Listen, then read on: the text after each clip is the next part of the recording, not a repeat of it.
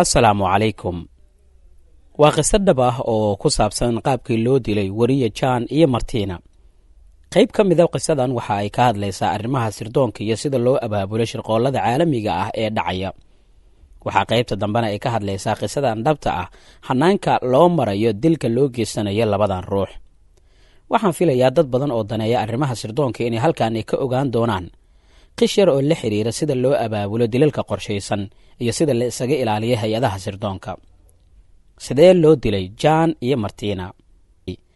sheekada oo dhan waxay ka bilaabatay heshiis lacageed oo qiimo gal ah oo gaaraya 50,000 oo euro oo kaash ah iyo 20,000 oo kale oo deyn cafis ah, taas oo lagu bedelanayo dilka hal nin oo kaliya oo dunida laga dirayo. wax kastaana halkaas ayay ku dhammaan doonaan. waxaase ka sokeeya zazaabo oo diyaar ahaa 2 xabadood ayuuna kala helay barta feeraha ah oo ku beegan wadnaha dushiisa. John oo nafta la haaraya ayaa gedi ugu dhacay jaranjarada hoosteeda. zazaabo ayaa mar kale u dhowaaday weriye John, wuxuuna si fiirsasho ah uu ugu celceliyey 3 xabadood oo kale ilaa uu goobta uu ku dhinto.